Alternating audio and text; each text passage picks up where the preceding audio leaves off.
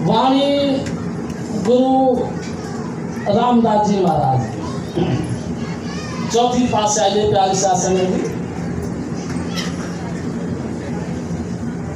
हरि हरि अर्थ शरीर हम बेचिया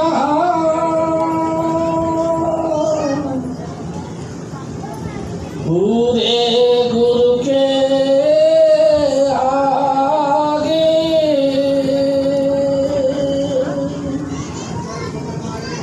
हरि हरि अर्थ शरीर हम बेचिया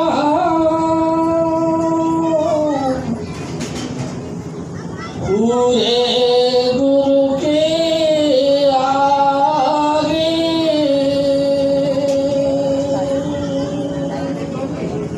परम पुरुष भाई थोड़ी सी आवाज बढ़ाओ इसकी।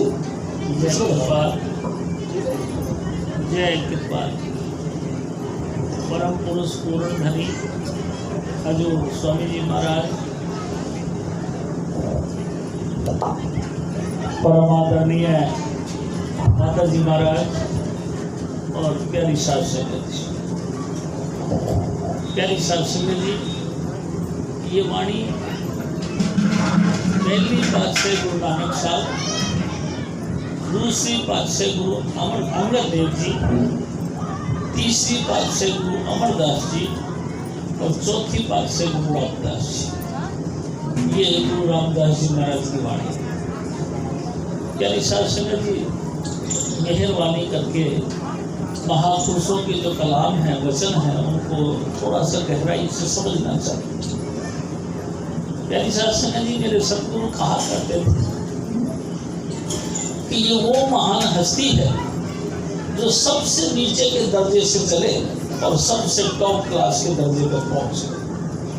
प्यारी साध संगत जी, जब इन महाभावों का प्राकट्य हुआ यानी कि जन्म हुआ, उसके कुछ अरसे बाद इनके माता जी गुजर गए, थोड़े दिनों बाद इनके पिताजी गुजर गए, यानी कि ये यतीम हो गए। प्यारी साध संगत जी, जब बच्चा यतीम हो जाए उसको कौन संभाले? अड़ोसियों ने पड़ोसियों ने इनको पालन पोषण करना शुरू किया। कई दिनों के बाद इनके कोई दूर के रिश्तेदार लगते थे, वो आए और इनको लेकर अपने घर चले। प्यारी साध संगत जी, नानी लगती थी, उन्होंने इनको पालन पोषण किया। 6-7 साल की उम्र हुई और रोजगार के लिए इनको प्रेरित कर दिया। बहुत छोटी उम्र में ही इनको घुघरिया यानी कि गेहूँ को उबाल के, चनों को उबाल के दिया करती थी और कहते थे जाके इनको बेच कर। छोटा सा बच्चा टोकरी के अंदर घुघरिया रख के गली गली में बेचने के लिए जाया करता था। प्यारी साध संगत जी, वहाँ से ये शुरू हुई और एक दिन घूमते क्या देखा कि गुरु अमरदास जी महाराज का आश्रम था, सत्संग था। इन्होंने देखा कि भाई यहाँ बहुत आदमी आते हैं और इस मकान में घुस जाते हैं। छोटा बच्चा था, ख्याल आया कि चलो इस बहाने से हमको रोजगार मिलेगा। वहीं मकान के आगे अपनी टोकरी रखी और बैठे रहे। सत्संग समाप्त हुआ तो साध संगत बाहर निकली और इनको 2 पैसे का रोजगार बन गया।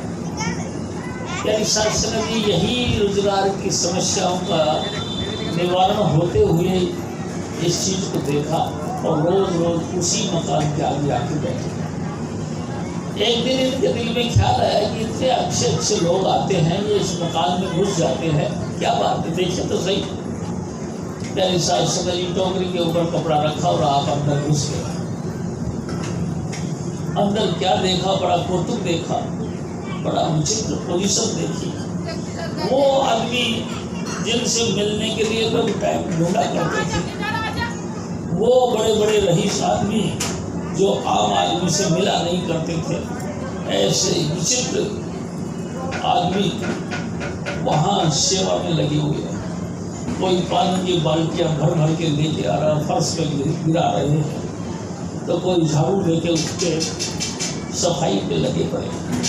कोई जो है पोछा लेके उस पानी को सुखाता है, कोई झाड़ू लेके पंखा लेके उसको हवा करता है। पानी सूख गया तो उसके बाद में लोगों ने कईयों ने लेके फर्श बिछाना शुरू कर दिया। जब फर्श बिछ गया तो सफेद चादर बिछा। शास्त्री जी गुरु रामदास जी महाराज जो कि बचपन में थे, ये सब बातें देख देख के दंग रहे थे। ये क्या? जब सब कुछ तैयार हो गया तो सभी साथ संगत विराजमान हो बैठ, सभी बैठ गए। अचानक क्या देखा, एक बहुत बूढ़ा व्यक्ति करीबन 125 साल गुरु अमरदास जी महाराज आए। जैसे वो आए उनके अदब में सब खड़े हो। क्या समय जी जब गुरु अमरदास जी महाराज अपने आसन पे विराजमान हो गए तो सारी संगत भी बैठी और फिर बड़े गहराई के साथ गुरु अमरदास जी महाराज ने कुछ हालात के मुताबिक बातें करना शुरू कर दी, यानी कि सत्संग करना शुरू कर दिया। उनकी बातें सुन सुन के लोगों का दिल भर गए। कई तो परमात्मा की याद में रो पड़े, कई अपने दुख में रो पड़े। चीख चिल्लाहट मच गई, चारों तरफ से परमात्मा की याद ऐसी बन गई कि हैरान हो गए। और ये सारा कौतुक रामदास जी देखते रहे। क्या विशाल समय जी इनको बहुत अच्छा लगा और रोज रोज वो आने लगे। हजूर स्वामी जी महाराज मेरे सदगुरु बताया करते थे कि प्यारी साध संगत जी एक दिन फिर इन्होंने निश्चय किया कि हम कहाँ जाना। गुरु के दर को छोड़कर हम कहाँ जाना, वहीं रह गए। छोटी बड़ी घटिया बढ़िया नीच ऊंच जैसी भी सेवा मिले गुरु घर में रहते रहे और जैसी बनी वैसी सेवा करते रहे। प्यारी साध संगत एक और बात हजूर स्वामी जी महाराज बताया करते। एक दफा इनकी यानी कि गुरु महाराज की लड़की जवान हो गई। गुरु महाराज की लड़की जब जवान हो गई तो गुरु माता ने कहा कि जी आपको ध्यान नहीं, हमारी लड़की शादी हो गई है, इसकी शादी करनी है, कोई वन ढूंढो। यानी सास संगत जी हाँ हाँ करते रहे। एक दिन वो खींच के कहने लगी, कहते कहते कई मुद्दत हो गई, लड़का ढूंढते नहीं है। तो गुरु महाराज ने कहा तू बता मैं कहाँ जाऊँ इसके लिए, वन ढूंढने के लिए। तो गुरु माँ ने कहा कि फला मोहल्ले में चले जाओ, वहाँ पंडित जी रहते हैं, वो त्रिकालदर्शी हैं, आगा पीछा वर्तमान तीनों हालातों को जानने वाले हैं, उनके पास चले जाओ। वो तुमको बताएंगे कि हमारी लड़की के लायक वर कौन सी दिशा में मिलेगा, जिस दिशा में मिले उधर चले जाओ। गुरु महाराज ने कहा ठीक है चले जाता हूँ। और जब वो जाने के लिए तैयार हुए तो उन्होंने फिर आवाज़ ये सुन रहे हो? कहते हाँ जी। जहाँ तुम पंडित जी को मिलने जाओगे ना, उससे अगली गली में एक वैद्य जी भी रहते हैं, और वैद्य जी ऐसे हैं कि दवाई दे देते हैं ना तो मुर्दा भी जिंदा हो जाता है। तो मेरे को दमा का रोग है, पंडित जी महाराज से निकल के वैद्य जी के पास चले जाना और दवाई लेके आना। उन्होंने कहा ठीक है। प्यारी सास संगत जी चले गए। जाके पंडित जी के दरवाजे के ऊपर जाके घंटी बजाई, दरवाजा बंद था। एक कम उम्र की लड़की सफेद कपड़े पहने हुए आई और दरवाजा खोला। देख के दंग रह गए, अरे बेटा आप कौन हो? तो उस लड़की ने कहा कि जी मैं पंडित जी महाराज की लड़की हूँ। पंडित जी की लड़की?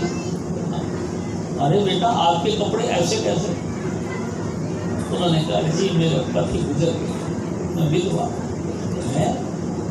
मेरी घरवाली तो कहती है त्रिकालदर्शी हैं, आगा पीछा और वर्तमान सब हालातों को जानते हैं। क्या पंडित जी ने आपके मामले में कुछ नहीं जाना? ये कैसे हुआ?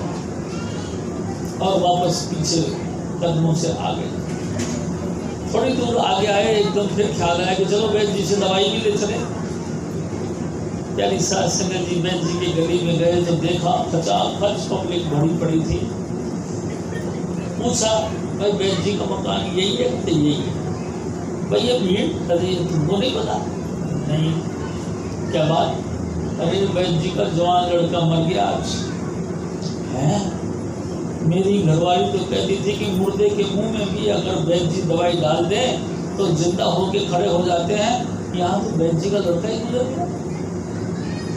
दोनों तरफ से हताश होकर वापस आ गए और सारी हालत बदल गई। साहब सुंदर जी फिर कुछ समय बीत गया। हजूर स्वामी जी महाराज मेरे सतगुरु फिर बताते हैं कि एक दिन फिर गुरु माँ ने फिर कहा कि यदि आपको बिल्कुल परवाह नहीं, लड़की के लिए कोई लड़की तलाश करो। उन्होंने कहा लड़का के तलाश तो मैं भी करना चाहता हूँ, लेकिन तू एक बात बता, कैसा लड़का होना चाहिए? तो गुरु माँ ने कहा देखो जी, लड़का तो ऐसा सुंदर होना चाहिए जैसा रामदास, लड़का तो ऐसा होना चाहिए आज्ञाकारी जैसा रामदास, लड़का तो ऐसा होना चाहिए भजन बंदगी और श्रद्धा वाला जैसे कि रामदास। साध सिंह जी कई बातें कही और हर बात के बाद में कही जैसे रामदास।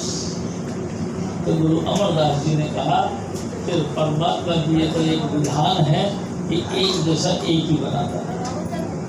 फिर तो रामदास जैसा बस रामदास जी और दूसरा नहीं। साध सिंह जी अपनी लड़की की शादी रामदास जी के साथ कर दी। अब ये घर के जवाई बन गए, लेकिन जवाई होने के बाद भी इन्होंने पूरी जिंदगी श्रद्धा भाव में कसर नहीं होने दी। यानी कि गुरु को गुरु ही समझते रहे, रिश्तेदार में। एक दिन तो स्वामी जी महाराज ने कमाल की बात कर। हजूर स्वामी जी महाराज फरमाते हैं रात के टाइम खाना खाने के बाद गुरु अमरदास जी इवनिंग वॉकिंग के लिए घूम रहे थे और गुरु रामदास जी उनके साथ साथ चल रहे थे। अचानक उनकी बाजू गुरु महाराज के शरीर से आगे निकल गई। उनको इतनी शर्म आई कि जैसे कि बहुत अपराध कर दिया। शासन जी हाथ को लिया और भाग दिया। 2-2.5 महीने तक वो हाथ बंधा रहा। एक दिन गुरु अमरदास जी महाराज ने पूछा कि बेटा रामदास जी महाराज, भाई इस हाथ को किस बात की सजा है? जी इसने बड़ी गुस्ताखी करी। क्या गुस्ताखी करी है बेटा? हजूर ये आपके जिस्म से आगे निकलने की कोशिश करी, इसलिए मैंने इसको सजा दी। गुरु महाराज कहने लगे कोई बात नहीं बेटा, अब इसको माफ कर। गुरु महाराज के सिफारिश करने के बाद उसने अपने बंधुओं को मुक्त किया। शासन जी ऐसे अनन्य भक्त गुरु भक्त रहे। एक और बात स्वामी जी महाराज कहा करते थे कि एक दफा हजूर महाराज यानी कि गुरु अमरदास जी महाराज ने देखा कि उनके इर्द गिर्द बहुत संगत इकट्ठी हो गई है और बहुत संगत के दिल में ये ख्याल है कि गुरु गद्दी मुझको मिले। इस ख्याल को पूरा करने के ख्याल से गुरु अमरदास जी महाराज ने हुक्म दिया सबको कि भाई चबूतरे बनाओ। सबने चबूतरे बनाए और जब चबूतरे कंप्लीट हो गए तो गुरु महाराज उस चबूतरों को देखने के लिए आए।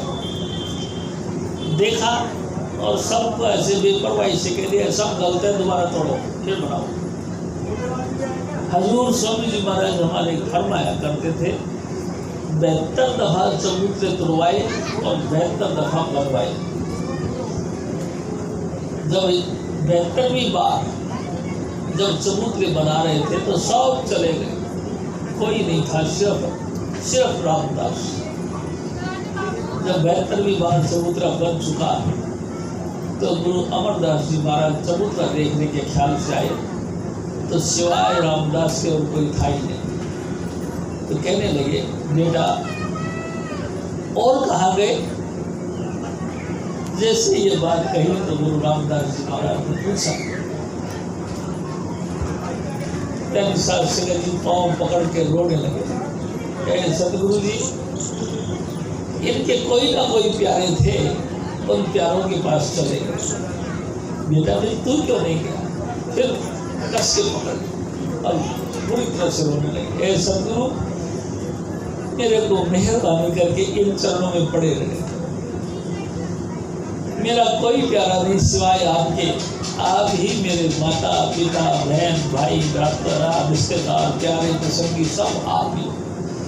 बस इन चरणों में पड़े रहे तो सदगुरु दया करो। और गुरु महाराज ने उठा के सीने के लगा लिया। प्यारी साधु ये उस महान हस्ती की बात है। देखो प्यारी साधु जी, थोड़ा सा गहराई से हमको सोचना चाहिए। अपन जितने भी बहन भाई हैं संसार के किसी भी कोने, किसी भी देश, किसी भी जाति या किसी भी धर्म के हैं, हमारा इस धरती पर आने का क्या मकसद है, कभी हमने सोचा नहीं। मेरे सतगुरु बताया करते थे, अमर काज तेरे किते न काम मिल साध संगत भज के बंदा। संसार में आने का आपका कोई लक्ष्य नहीं। स्वामी महाराज जी भी कहा करते थे, आहार निद्रा भय मैथुन सामान्य वेतन पशु भी नाराणाम धर्मो ही तेषाम अधिक बभूव धर्मेण हीना पशु भी समान। खाना, संतान पैदा करना, बाल बच्चों की परवरिश करके उसको सेट कर देना और सो जाना और किसी से दहशत खाना, ये तो जानवर में भी होती है, इंसान में भी होती है। ये सारे गुण तो पशु में भी है, इंसान में भी है, कोई खास बात नहीं। धर्म यानी धर्म किसको कहते हैं? ये धार्यते स धर्म है। जिस चीज को हमने धारण कर लिया वो धर्म है। तो हमने किसको धारण कर लिया? क्या शास्त्री जी कभी आपने गहराई से विचार किया? हमारी जिस्म ने आत्मा को धारण किया। आत्मा परमात्मा का अंश है। आत्मा ने परमात्मा को धारण करना है। आत्मा ने परमात्मा का अनुभव लेना है। जिस भी तरीके से हमको परमात्मा का अनुभव मिले, बस यही इंसान का निजी धर्म है। जाति पाति का कोई धर्म नहीं, चीन चक्कर का कोई धर्म। मेन धर्म है हम परमात्मा को जाने। अब सवाल पैदा होता है, क्या हम परमात्मा को जान सकते हैं? हाँ, जान सकते हैं। देखो शास्त्री जी, मेरे सतगुरु एक बात कहते थे, हम देहधारी हैं। हम देह धारण करके, यानी कि देह का परकोटा पहन रखा है। हमने देह का एक लिबास पहन रखा है। इस देह के धारण करने से तीन चीजें हमारे अंदर है।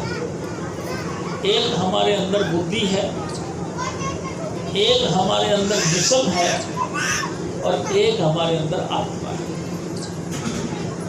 यानी शास्त्री जी, जब बुद्धि विकास में आ जाती है तो हम बहुत ज़्यादा तर्कशास्त्री, दिमागी या वैज्ञानिक या फलसफा बन जाए, विद्वान बन जाए। जब जिस्मानी रूप से हम तरक्की करते हैं तो हम पहलवान बन जाते। क्या शास्त्री जी, हम जबरदस्त एक बॉडी बिल्डर बन जाते हैं। लेकिन देह जब कभी भी छूटता है, ये हमारे काम नहीं आता। बुद्धि के हम कितने ही पहलवान हो, जिस दिन देह छूटती है बुद्धि खराब हो जाती, खत्म हो जाती, काम नहीं आती। यानी शास्त्री जी, तीसरा पॉइंट है आत्मा। आत्मा का जब विकास होता है तो परमात्मा की तरफ विकास करता है, परमात्मा की तरफ बढ़ता है। और जब आत्मा विकसित होकर परमात्मा में लीन हो जाती तो परमात्मा का वो अनुभव पुरुष बन जाता है। आत्मा के अंदर वही गुण उतरने लग जाते हैं जो परमात्मा के गुण हैं। परमात्मा में क्या गुण है?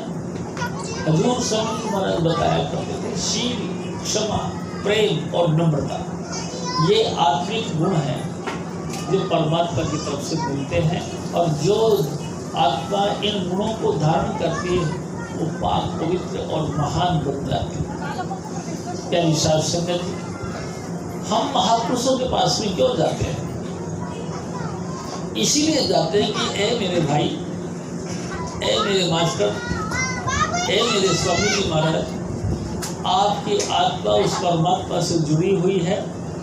परमात्मा में जो जो गुण हैं वो गुण आपके अंदर हैं। आप मेहरबानी करके वही 5 नाम की बख्शीश हमको दो और सबक धुन के साथ हमारा कॉन्टेक्ट करवा। तेरे अंदर लगातार सबक धुन उतरती है, तू मेरी आत्मा को भी उस सबक धुन के साथ जोड़ दे, उन 5 नाम के साथ जोड़ दे, जिससे कि मेरी आत्मा जीते जी उस परमात्मा का अनुभव ले सके। इसीलिए हम महापुरुषों के पास जाते यानी साध संगत जी। जिसे व्यक्ति के पास जो सामग्री होती है वो व्यक्ति वो सामग्री देता है। गुरु नाम किसका है? गुरु नाम उसका है जो गुरु सोही जो शब्द स्नेही, शब्द बिना दूसर नहीं सेई, और पहचान करो मत कोई, लक्ष्य अलक्ष्य न देखो कोई। शब्द कमावे सो गुरु पूरा, किस चरण की हो जा धूरा। शब्द भेद लेकर तुम उनसे शब्द कमाओ तुम तक। यानी साध संगत जी, जो आपको अपने सामने बैठाकर 5 नाम का ज्ञान दे, 5 नाम की बख्शिश करे और आपकी सूरत को खींच के यहाँ लेके आए।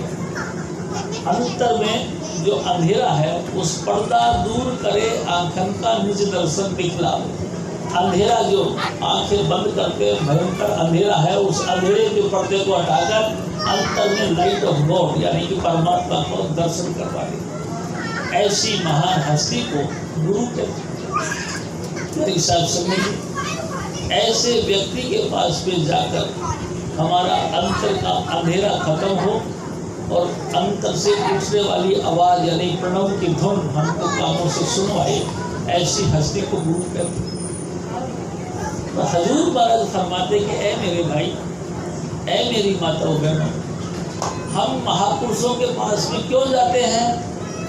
क्योंकि हमको परमात्मा से मिलना है। परमात्मा, हाँ परमात्मा लाइट ऑफ गॉड, परमात्मा जो नूर है, परमात्मा जो खुदा के चमक से भरपूर है, जो दिव्य ज्योति से संपूर्णता के प्राप्त कर रखा है, यानी संपूर्ण रूप से दिव्य ज्योति में समा गया है। ऐसी महान ज्योति के साथ जो हमको जोड़ सके उसके पास भी इसलिए हम जाते हैं। क्या साध संगत जी, महापुरुषों के पास में हम इसीलिए जाते हैं कि ए मेरे सतगुरु, तेरे अंतर में ज्योत जगमगा रही है, हमारे अंतर में बुझी पड़ी है, हमारे अंतर में अंधेरा है। तू अपनी मेहरबानी से मेरे अंतर में तू ज्योत जगा दे। मेरे अंतर में जो कानों से मैं बोला हूँ मेरे को सुनाई नहीं देता, हालांकि तू कहता है खुदा की बात लगातार मेरे कानों में गूंज रही है, लेकिन हमको नहीं सुनाई देती। ऐ सतगुरु, तू मेहरबानी करके हमको भी परमात्मा का आवाज़ सुना दे। इसी बात के लिए हम महापुरुषों की शरण में जाते हैं। प्यारी साध संगत जी, हजूर महाराज फरमाते कि ऐ मेरे भाई, ऐ मेरी माताओं बहनों, अगर ऐसा गुरु मिल जाए तो अपने आप को वहाँ गिरवी रख दो कि बस हमको उस परमात्मा की आवाज़ सुना दे और परमात्मा की ज्योति दिखा दे। इसी काम के लिए हमारा मानुष देह धारण करने का लक्ष्य है।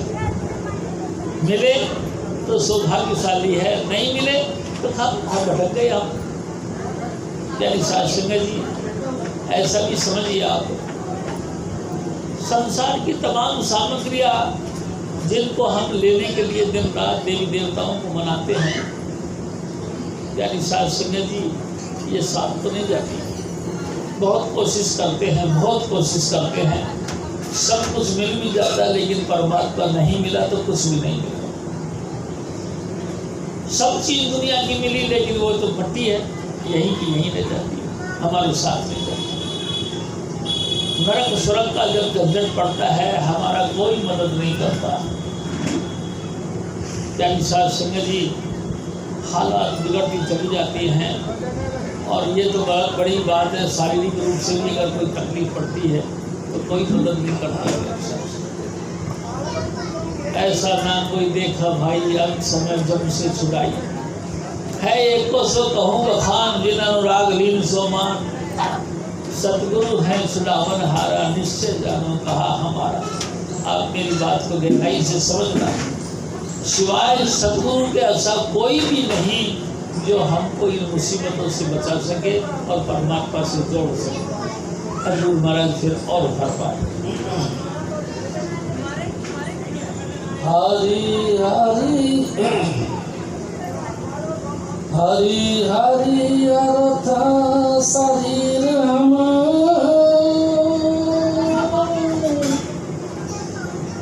बेचिया पूरे गुरु के आगे,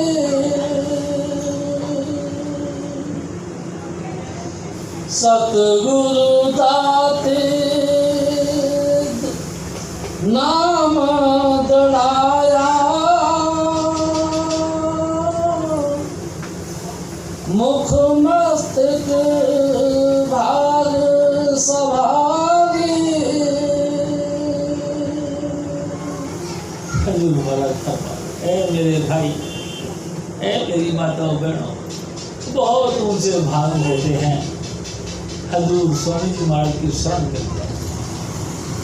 बहुत ऊंचे कर्म होते हैं कि सतगुरु इस मानुष देह धारण करने के बाद में पूरा सतगुरु देहधारी मिल जाए। सब मुर्दा परस्ती हैं, किसी भी धर्म में चले जाओ सब मुर्दे को मानते। जागता पुरुष जीवंदा पुरुष ध्याइए सो अमरा पद होई, गुरबाणी देती। जब तक कोई जागता पुरुष नहीं मिलेगा अमर पद नहीं मिल सकता। जिंदगी से मिलती है। प्यारी साध संगत जी, हजूर स्वामी जी महाराज कहा करते थे, ये बिजली की सप्लाई जिस तारों से आ रही है, इन तारों को अगर बांकरा नागर बांध की सप्लाई के साथ जोड़ रखा है तो आप यहाँ पे अपना पंखा चलाओ, चाहे तो बत्ती जलाओ, चाहे जो मर्जी काम करो, मोटर चलाओ, मशीन चलाओ, जो मर्जी काम करो, ये सब काम तुम्हारा करेगा। क्यों करेगा? क्योंकि इसकी सप्लाई वहाँ से जुड़ी हुई है। इसी तरह परमात्मा से जुड़ा हुआ महापुरुष तुम्हारे रूह को भी परमात्मा से जोड़ देगा। परमात्मा का 5 नाम यानी कि वर्णात्मक नाम, प्यारी साध संगत जी, मेरे सतगुरु कहा करते थे 2 प्रकार का नाम है, एक वर्णात्मक, एक गुणात्मक। हजूर स्वामी जी महाराज बताते थे कि हमारी नाभि से हिलोर उठती है और थोड़ा सा जब ऊपर आती है तो हार्ट यानी कि भगवान जो है कि शिव जी भगवान उसको शब्द देते हैं। जब भगवान शिव जी भगवान उसको शब्द देते हैं तो आगे और सप्लाई करते हैं तो कंठ पे आती है। कंठ पे फिर वो शक्ति उसको मिलती है। शक्ति के मार्फत वो बोला जाता है, तालुओं के मार्फत, होठों के मार्फत बोला जाता है। ये सारे बातें वर्णात्मक नाम। प्यारे साध संगत जी, ये वर्णात्मक नाम जितना मर्जी बोला गया, जहाँ से मर्जी बोला गया, आखिर हवा हो जाता है, ये फिर नहीं रहता। फिर क्या हो? दूसरा नाम है धुनात्मक।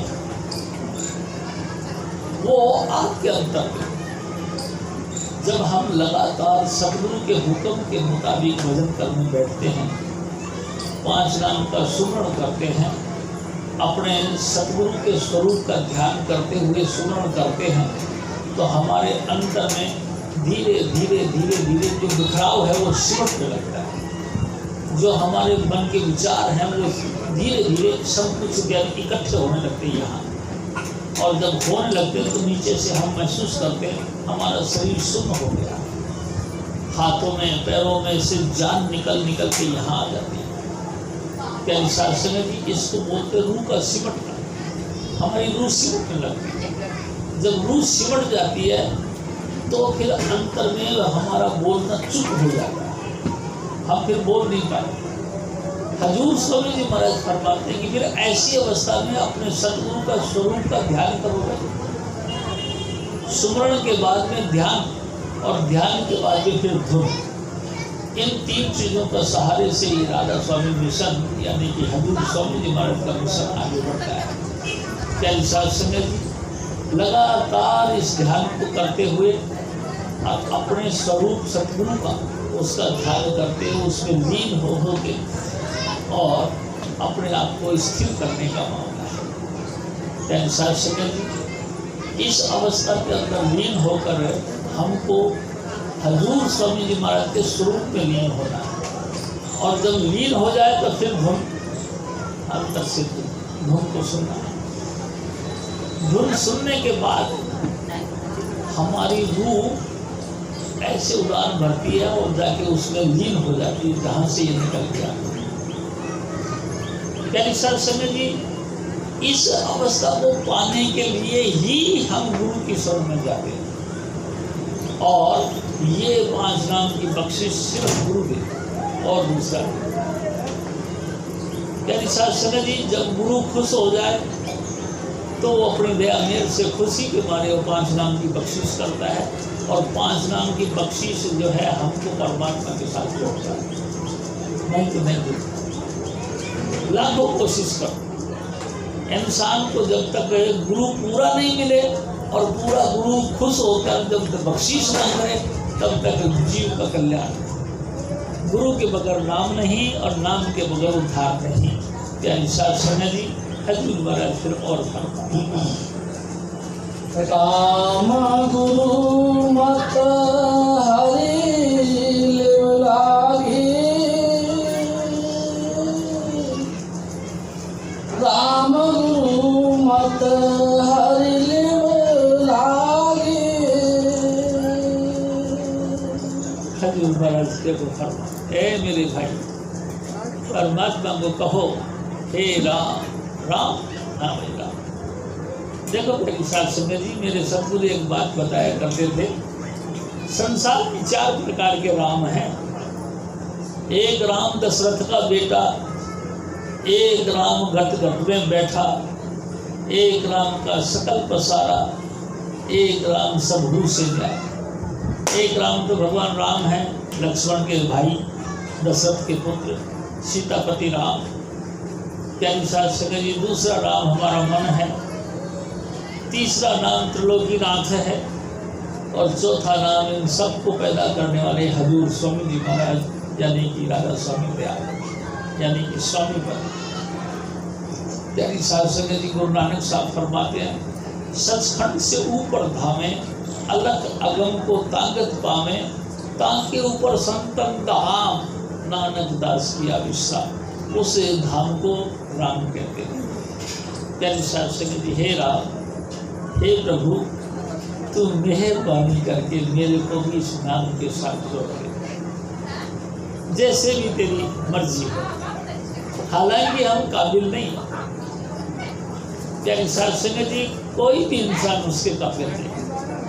आप देखो ना, महापाक पवित्र परमात्मा, उसमें किसी तरह का कोई ऐब नहीं और अपन कहीं गुणवान नहीं। हर तरीके से कम किसी भी रूप में हम समझे कुछ ना कुछ कमी है अपने। लेकिन कमाल है परमात्मा का, वो जानता है, क्योंकि घट घट की जानता है। वो हमारे अंदर बहुत अवगुण है, फिर भी वो गौर नहीं करता, फिर भी गहराई से उसकी तरफ ख्याल नहीं करता। वो फिर भी कहता चलो कोई नहीं, माफ़ कर दे।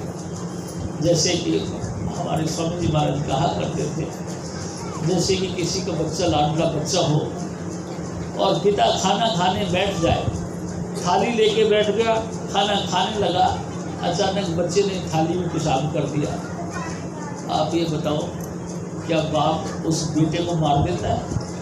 थाली में पेशाब कर दिया आपके खाने के बीच में, तो कोई मार थोड़ी देता है? नहीं, थाली सरका देते, कहते कि देखियो लड़के ने पेशाब कर दिया, थाली दूसरी लगा दिया। यानी साहब समझिए, जैसे ये संसारिक पिता अपने पुत्र के गुण और गुण को नहीं देखता बल्कि माफ़ी माफ़ करता है, ऐसे ही वो परम पिता हमारे अवगुणों को नहीं देखता। यानी साहब समझिए, हजारों गुण होने के बाद भी वो माफ़ करता है और हमको रिजल्ट देता है। देखो ना, कितनी मुसीबत का वक्त हम देखते हैं। इतनी मुसीबत कि हमारे हाथ तंग हो जाते हैं, समाज के हिसाब से हम बैठने लायक नहीं रहते, प्रतिष्ठा हमारी खत्म हो गई, कोई हमको पूछता नहीं, लेकिन फिर भी परमात्मा हमको भूखे नहीं सोने देता, रोटी देता है।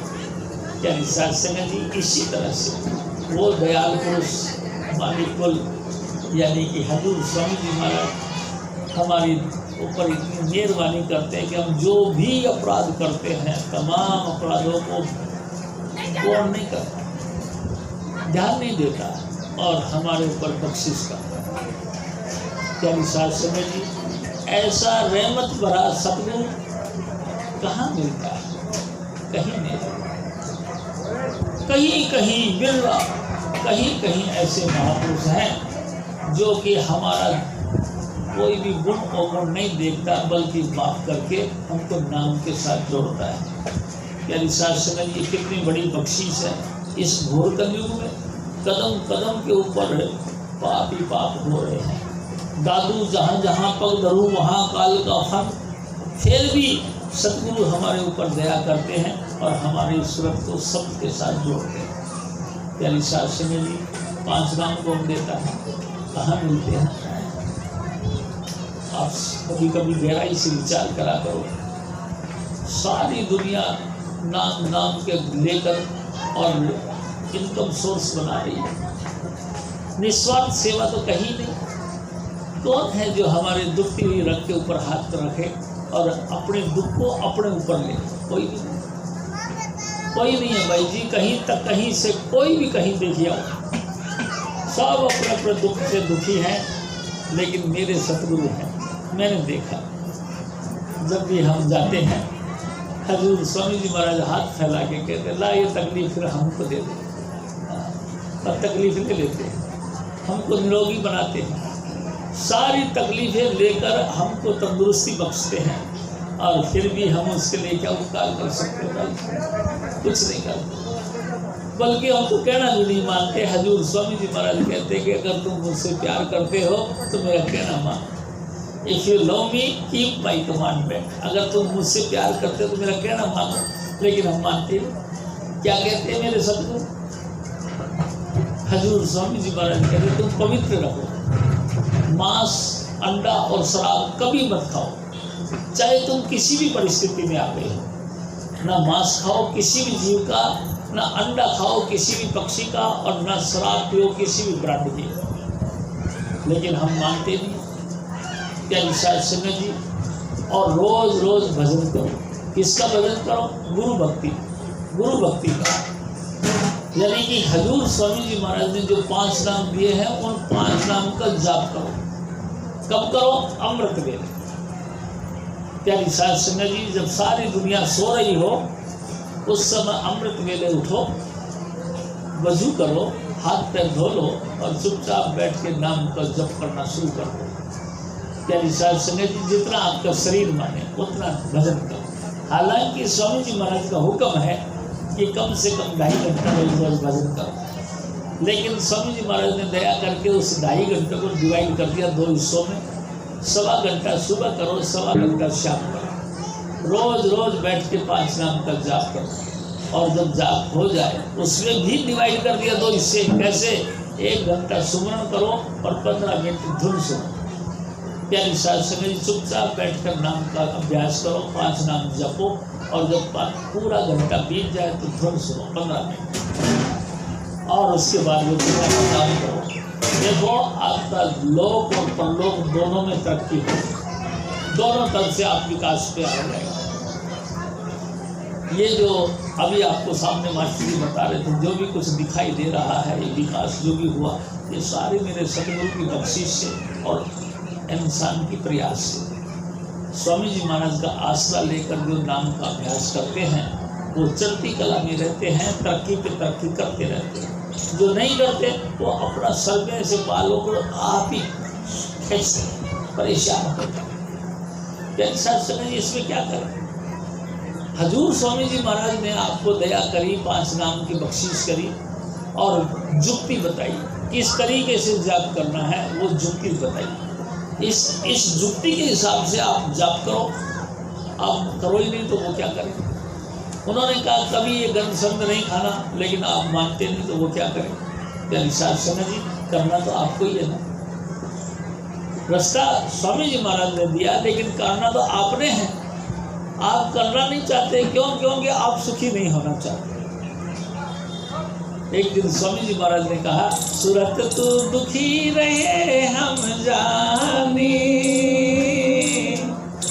सूरत तू दुखी रहे हम जानी, दिन से दिन शब्द विसारा मन समियारी ठानी,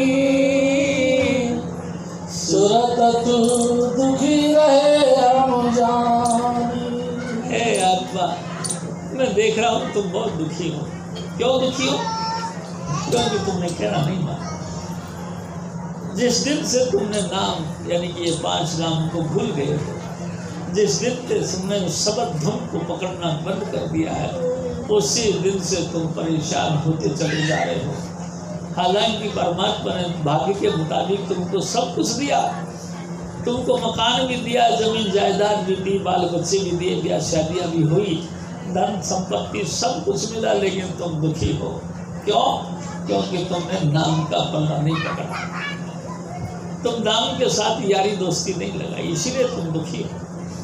और दुखी आदमी जब मरता है तो हजूर स्वामी जी महाराज कहते हैं, जरा इत्थे बैठे हो लाहौर भी बैठे। जो यहाँ दुखी है वो मर के लाहौर भी चला जाए तो वहाँ भी दुखी रहता है, क्योंकि कर्म उसके साथ है। सुख का तरीका है नाम का अभ्यास करना। नाम तो अभ्यास किया ही नहीं, नाम के प्रति भाव ही नहीं लेके आए, गुरु को गुरु ही नहीं समझते, गुरु को उल्टा मजाक बोल करते हैं। प्यारी साध संगत जी, भक्ति करो तो गुरु की करना, मार्ग शब्द गुरु से लेना। हजूर स्वामी जी महाराज खुल के कहते हैं, ऐ मेरे भाई, अगर आपको भक्ति करवानी है तो सिर्फ गुरु भक्ति करवाना और दूसरी भक्ति नहीं करवाना। और गुरु भक्ति तुमको करनी है तो इस मार्ग पर चलने के लिए रास्ता स्वामी जी से लेना, पूरे गुरु से जुक्ति लेना। वही तुमको बताएंगे कि 5 नाम को किस तरीके से जपते हैं। यानी साध संगत जी, इसको जपने का ढंग भी गुरु बताते हैं, मार्ग गुरु से ले, और फिर वो जो बताए उस तरीके से तुम जाप करना। देखो थोड़े दिनों बाद में तुम्हारी काया पलट हो जाएगी, तुम सुखी हो जाओ। हजूर स्वामी जी महाराज को और घट घट रमिया रमत राम,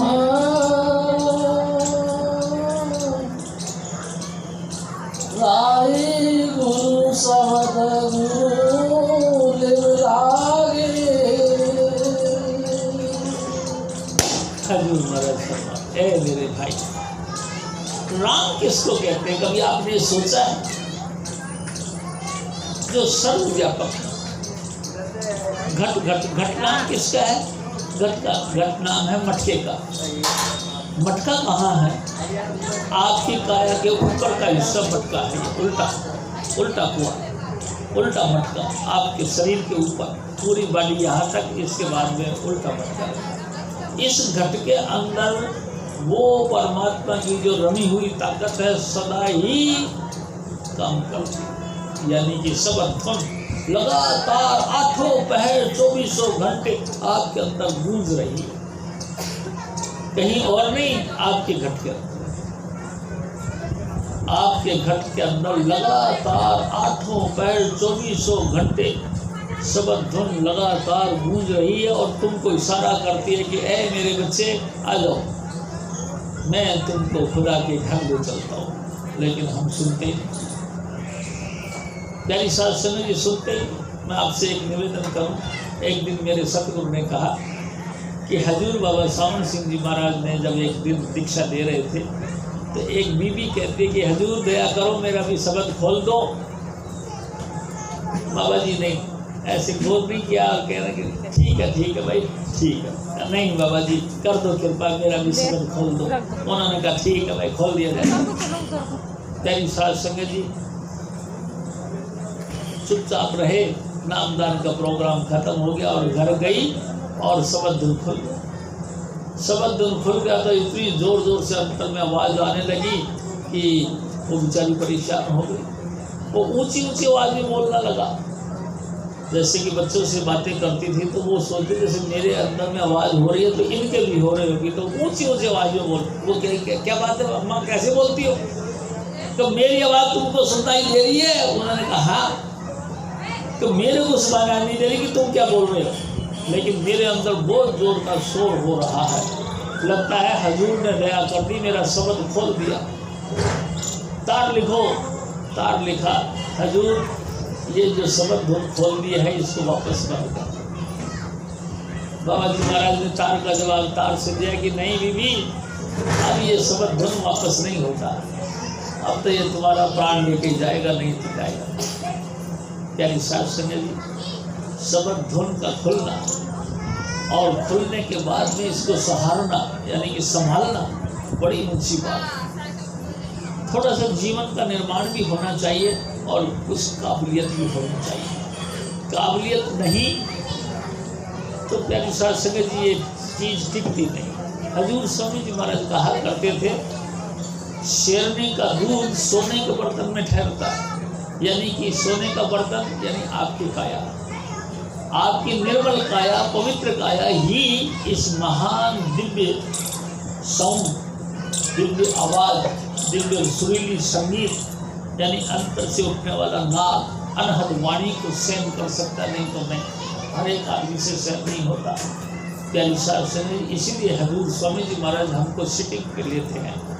धीरे धीरे धीरे धीरे तुम भजन करो और भजन कर कर के इस चीज़ को पाने की कोशिश करो। बस आपके अंदर भी ये टिकने लग जाएगा, और जब ये शब्द धुन टिकने लगेगा तो आपको बहुत ही बेमिसाल जो नज़ारे आपको नजर आएंगे। इस काया में 9 खंड पृथ्वी, हाट पटन बाजार, आपके अंतर में यहाँ 9 खंड पृथ्वी। हमारे सनातन धर्म कहता है कि सब पृथ्वी जो है सप्तद्वीपी है, लेकिन गुरु नानक साहब कहते हैं 9 खंड पृथ्वी आपके अंदर 9 खंड पृथ्वी। हाट, हाट कहते हैं बाजारों को, मार्केट को, हटवाड़े जो लगते हैं, जैसे कि वीकली जो मार्केट लगती है। पटन, पलटन कहते हैं कि फौज को, बाजार कहते हैं कि पूरे मार्केट बड़े बड़े, सब कुछ आपके अंदर, इस काया के अंदर सब कुछ है। इतने नज़ारे तुमको देखने को मिलेंगे, और इसके अलावा शाश्वत मंडल है। शाश्वत यानी अविनाशी धाम, अविनाशी मंडल आपके अंदर ऐसे रूहानी मंडल हैं जिनको देख देख के हंस यानी कि आत्मा हमारी प्रसन्न होती है और विकसित होती है, विकास करती है, खुशी के मारे फली फूल, मतलब फूल ही नहीं समाती, इतनी आनंदित चीज़ें हैं। प्यारी साहब संगत इन नज़ारों को देखते चले जाओ और अंतर में स्टेप बाई स्टेप चलते चले जाओ। हजूर स्वामी जी महाराज हमारे कहते हैं, जहाँ सारे विद्वानों की फलसफियाँ यानी कि विद्वान पढ़ा यानी कि ज्ञान, जहाँ तमाम विद्वानों का ज्ञान ठहर जाता है, वहाँ से संतों का विद्वान पढ़ा शुरू, संतों का ज्ञान शुरू होता है। यानी कि हमारी अकल यहाँ इसके नीचे नीचे टिक जाती है। यानी शासन संतों का फलसफी यहीं से शुरू होता है। बस इसलिए ज़्यादा झंझट में नहीं पड़ते। स्वामी जी महाराज जब नाम देते हैं तो आपको पता है नीचे के चक्रों को नहीं लेते, यहीं से डायरेक्ट शुरू करते हैं, सहस्त्रार्थ से शुरू करते हैं और यहाँ से फिर 5 नाम की बख्शिश करते हैं। हजूर स्वामी जी महाराज 5 नाम देकर हमको फिर टच देते हैं, ऐसे टच। अंतर में ज्योति, अंतर ज्योत निरंतर वाणी सच्चे साहिब से लिवलाई, अंतर में ज्योति और लगातार सबक धुन का विकास, ये ही सच्चा मार्ग है जो परमात्मा की तरफ से मिलता है, जो हजूर स्वामी जी महाराज हमको बख्शे। इससे चलेगा क्या?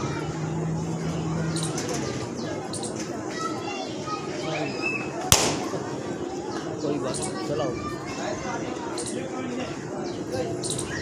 इन्वर्टर पे लगा लो ना, इन्वर्टर पे।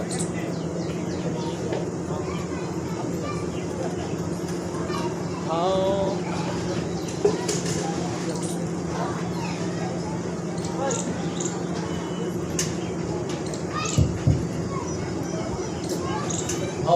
मन तन देओ हाथ गुरु को मेरा, धर्म भाव गुरु बचन भागे। देखो क्या शासन है जी, गुरु रामदास जी महाराज फरमाते, ऐ मेरे भाई, ऐ तेरी बातों में परमात्मा है या नहीं है, इस बात के ऊपर दुनिया डिस्कस करती है। हमारी काया के अंदर ज्योति है कि नहीं है, इस बात के ऊपर डिस्कस करती है। यानी द्वैत के अंदर दुनिया पहले पड़ी है और दुनिया द्वैत में ही मर जाती है, उनका द्वैत खत्म नहीं होता। हजूर स्वामी जी महाराज गुरु कार्ड तले दिखलाया, मेरे सदगुरु ऐसे दया के सागर हैं कि बैठो और देखो। प्यारी साध संगत जी, ऐसे साक्षात महापुरुष धरती पर बहुत कम मिलते हैं जो कि बैठा के कहेंगे इधर देखो, ऐसे कहीं नहीं कहते। ऐसा सतगुरु मिल जाए जो आपको बैठा के लाइट ऑफ गॉड के साथ जोड़ दे, कानों से उठते हुए प्रणव की धुन को सुना दे, तो उसको क्या करना चाहिए, कितना रेस्पेक्ट करना चाहिए। हजूर महाराज फरमाते कि अपने बदन का अंग अंग काट के उसके आगे अर्पण कर देना चाहिए। इतनी जबरदस्त पूजनीय हस्ती है, अगर हो सके इतना आदर करना चाहिए। हजूर महाराज फिर और अंधेरे दीपक आन जलाए,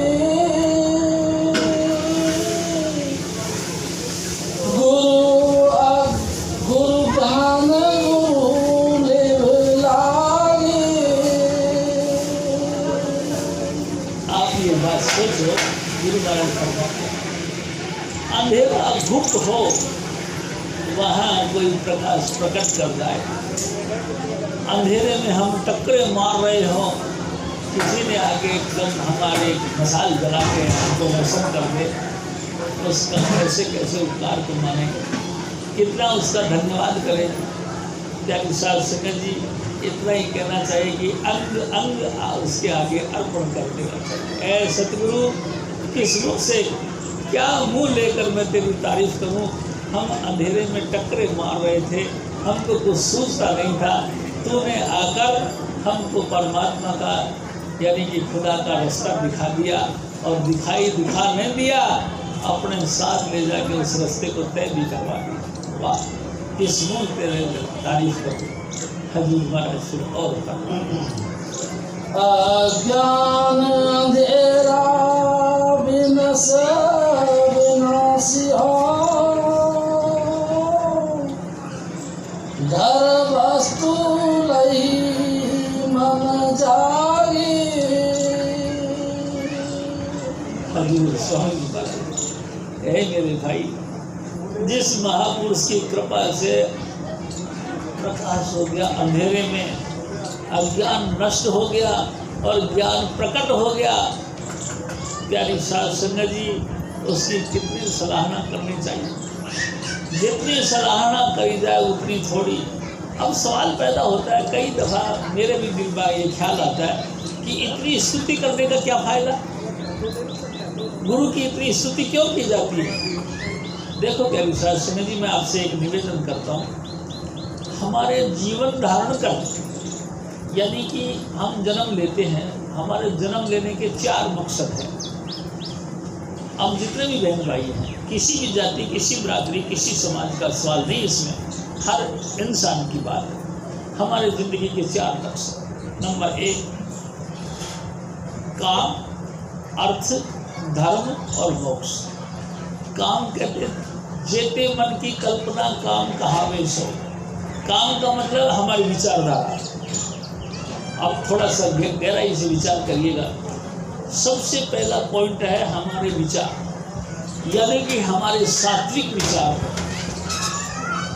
यानी कि शुद्ध विचार हो, यानी कि ऊंचे ख्याल हो, यानी कि गिरावट में ना जाए।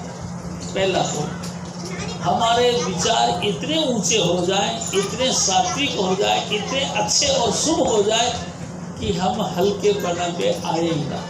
पहला पॉइंट,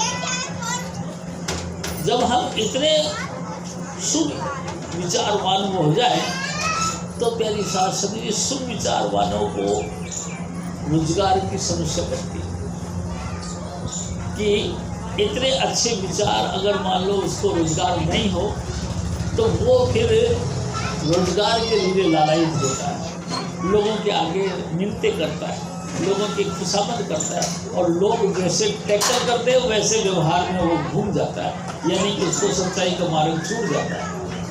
प्यारी शास्त्र में दूसरा पॉइंट है अर्थ। अर्थ नाम है पैसे का, अर्थ नाम है कमाई का। आपका शुद्ध विचार हो, ऊंचे ख्याल हो, टॉप क्लास का विचारवान होने के बाद में आपके पास रोजी रोटी की कमी ना रहे, धन की कमी ना रहे। ये दूसरा पॉइंट। जब रोजी रोटी की कमी ना रहे, धन धान्य से परिपूर्ण हो, टॉप क्लास के ख्याल हो, तो फिर धर्म करने को मन करता है।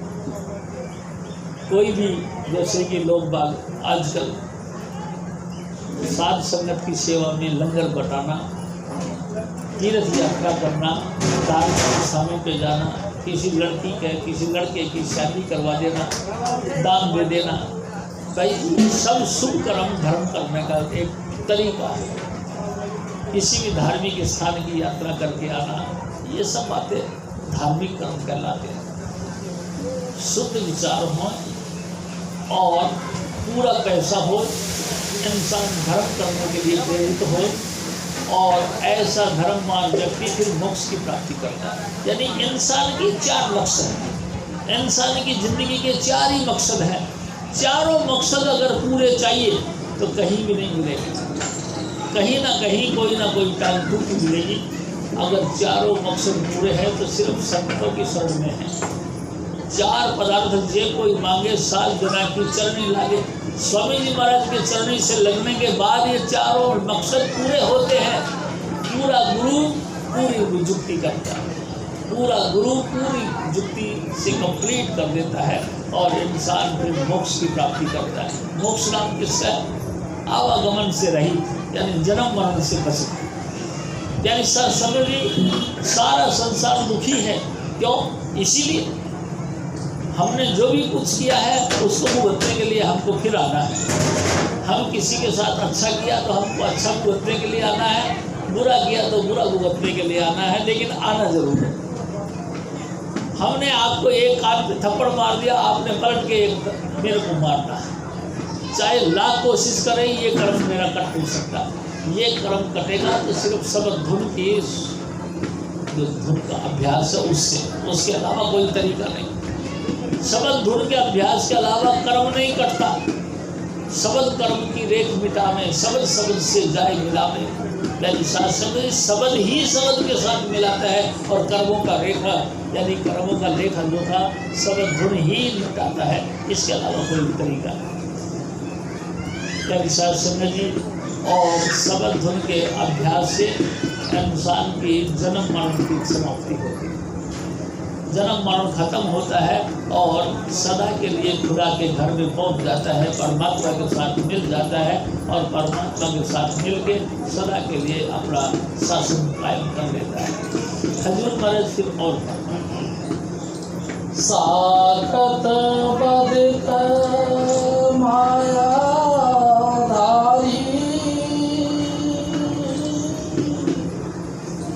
तिल जमा जोनी लागे। यानी शासन जी हजूर स्वामी जी महाराज फरमाते कि ऐ मेरे भाई, इंसान का शरीर भी मिला, शुभ संस्कार भी तुमको दिए गए थोड़े बहुत, गुरु की शरण भी गए, लेकिन फिर भी कहना नहीं माना। साकत यानी कि टूटा हुआ, सदाई गुरु के बातों से उल्टी बातें करता रहा, टेढ़ी टेढ़ी बातें करता रहा और कहना में भी कोई कसम नहीं। कई व्यक्ति ऐसे भी होते गुरु धारण करने के बाद भी गुरु मत के विरोध में खड़े हो जाते।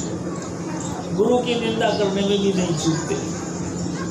प्यारी साध संगत जी, ऐसा व्यक्ति का उद्धार नहीं होता। और जम के दूत ऐसे व्यक्तियों को लेके और धर्मराज के दफ्तर में जाते हैं, वहाँ उनके कर्मों के मुताबिक उनको सजाएं दी जाती है और सजा के हिसाब से फिर उनको नरक और स्वर्ग दिया जाता है। नरक स्वर्ग को भुगत जाने के बाद फिर दोबारा 84 में आते हैं और सबसे पहले पत्थर की योनि उनको मिलती है। यानी साध संगत जी, पत्थर की योनि से चल के फिर सेकंड स्टॉप यानी कि वनस्पति, फिर तीसरा यानी कि जल का, फिर चौथा यानी कि 4 तत्वों से सम्मिलित करके और फिर 5 तत्वों का इंसान बनाया जाता है। ये लंबी यानी कि श्रृंखला, लंबी श्रृंखला है, बहुत लंबा पीरियड है। 84 फिर बनी रहती है, फिर आवागमन से छुटकारा नहीं। आप एक बात देखो, एक योनि कौवे की कितने वर्ष की होती है? कौवा कभी अपनी मृत्यु से मरता हुआ दिखता ही, सांप अपनी मौत से मरता ही, बरगद का पेड़ अपनी मौत से मरता ही।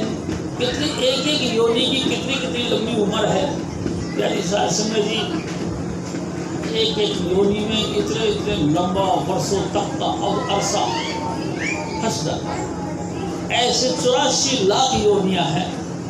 84 लाख योनियां तय करने के बाद दोबारा फिर इंसान बनता है।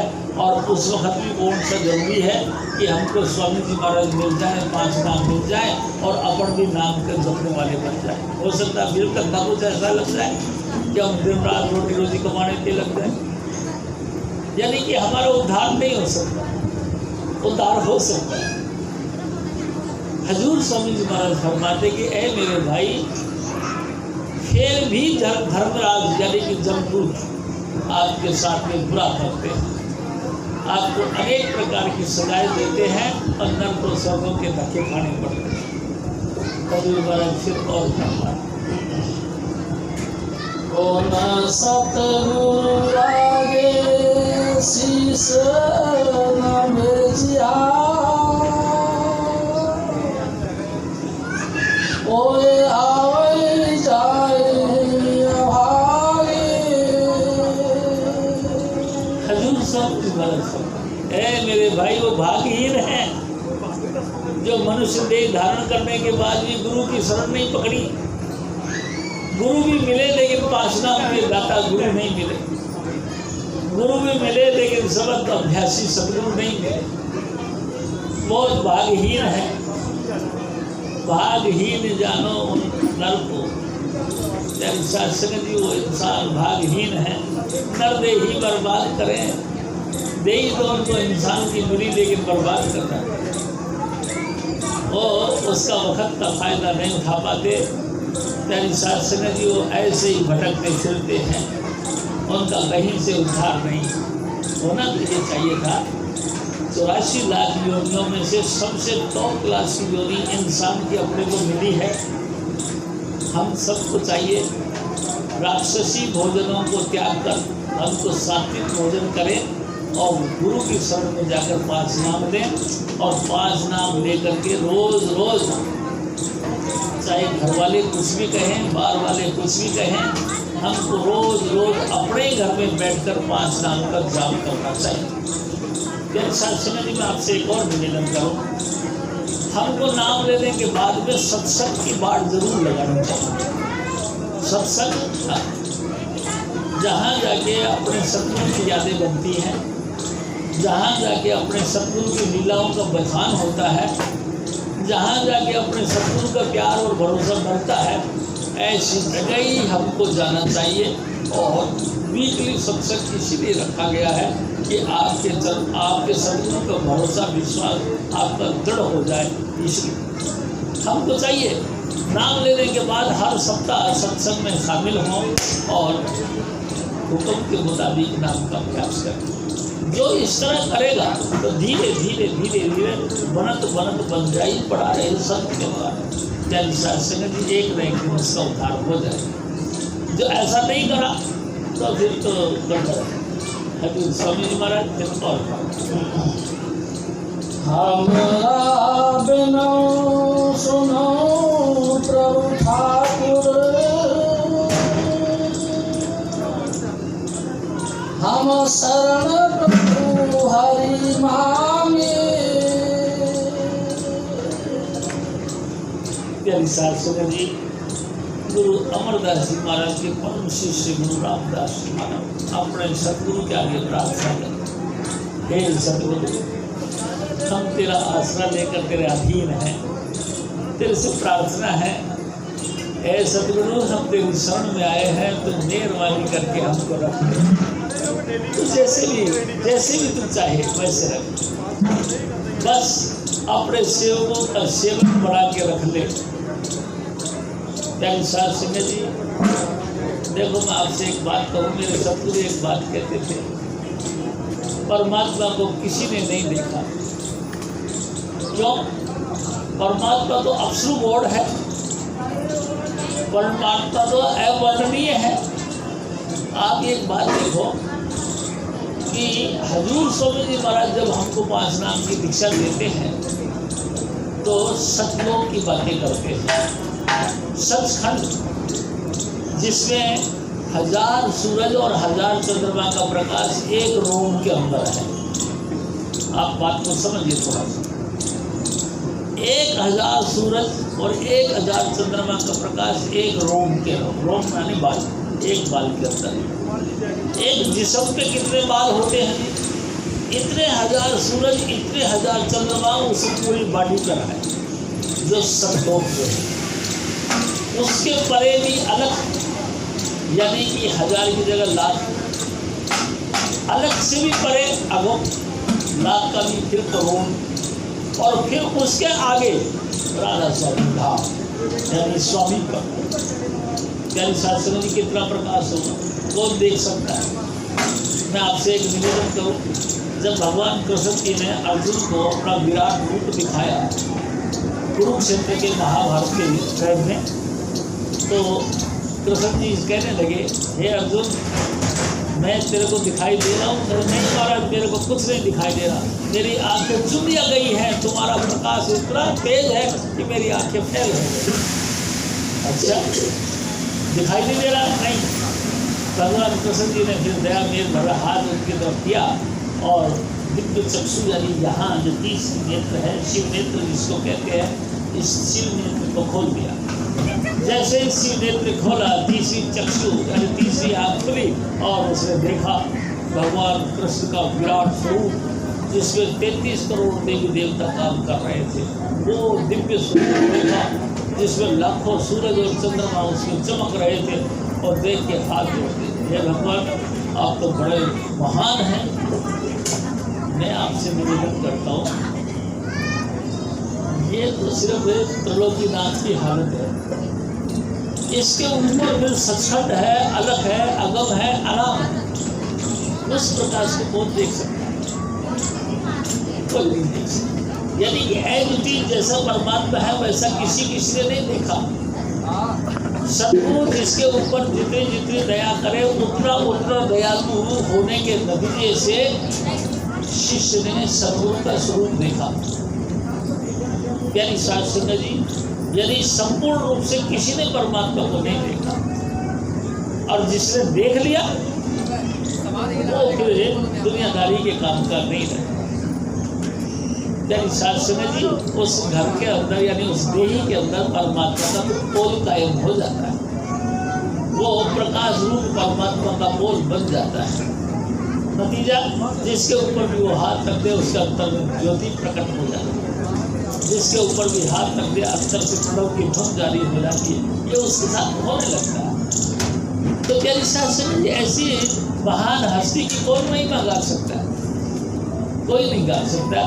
परमात्मा मेरे सतगुरु कहा करते थे, हे प्रभु, तुझे सबने देखा, लेकिन जैसा तू था वैसा तो किसी ने देखा। किसी ने देखा है? हे सतगुरु, जैसा तू था वैसा किसी ने देखा। कैसे? किसने देखा? जिसको तूने दिखाया, जिसके ऊपर तेरी मेहरबानी होगी तूने दिखा लिया, उसने देख लिया, बाकी तेरे को कोई नहीं देख सकता। क्योंकि तू अवर्णनीय परमात्मा है, तेरे अंदर इतना ज्योति है जिनका कोई इंसान गणित भी नहीं लगा सकता। हजूर स्वामी जी महाराज फिर और करता हमारा बिना सुनो प्रभु ठाकुर, हम शरण प्रभु हरि मांगे। प्रार्थना करते हैं, हे मेरे सतगुरु, हम बिल्कुल हल्के हैं, बिल्कुल नालायक हैं, हम किसी तरह से योग्य नहीं, लेकिन तेरी शरण में आए। तू मेहरबानी करके, हे मेरे ठाकुर, हे मेरे साहिब, तू मेहरबानी करके मुझको भी अपने चरणों के साथ जोड़ दे, जैसे भी बने। हम नहीं जानते तू किस बात से खुश होता है, लेकिन बस तू जैसे मुनासिब समझे हमको भी अपने चरणों के साथ लगा दे। दया करो मेरे साईया, दो प्रेम की बात, दुख सुख कुछ व्यापे नहीं, मैं ते सब तो पाप, छूटे सब उत्पात। तू मेहरबानी करके हमको अपने चरणों के साथ जोड़। जन्म जन्म के करे हुए कर्म जो कि लगातार हमको तंग करते हैं, सब शांत हो जाए और हमेशा हमेशा मैं तेरे चरणों में बैठकर सुख पाऊँ। तो ऐसा दया हजूर बरस और करना। जन नानक की लजे पते तू है, सिर बेचिया सतगुरु आगे।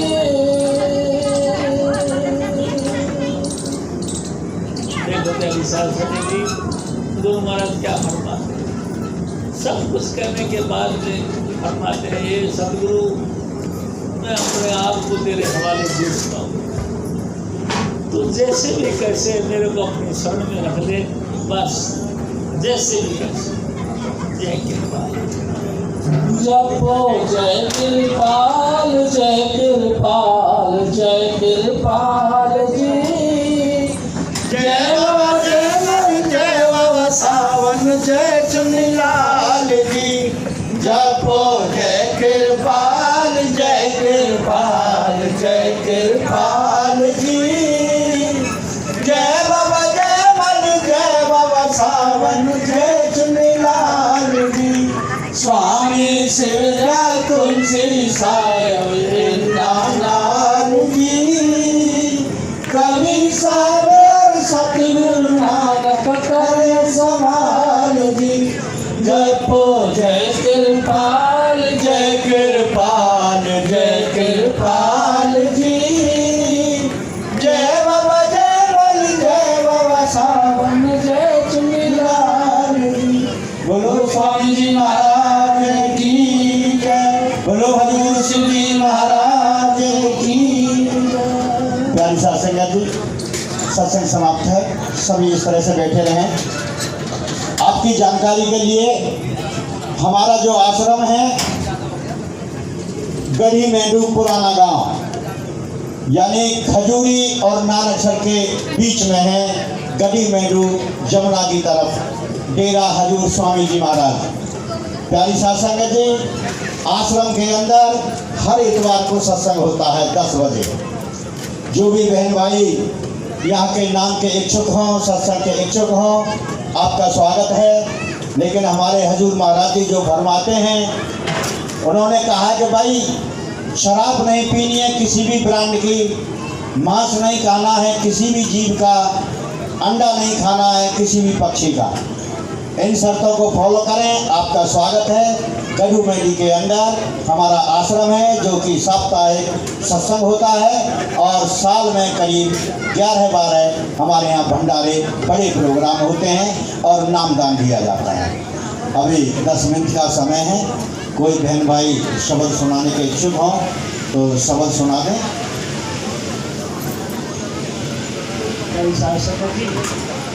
भाई वैसे तो कहना है, लेकिन फिर भी मैं कहूँगा जरूर भाई मास्टरी को बहुत बहुत मुबारक है कि जिंदगी में ये मुबारक मेरे सतगुरु को है, प्यारी शासन का जी, मेरी इसमें कोई पूरी तो थोड़ी ना है भाई मेरे तेरी की अंदर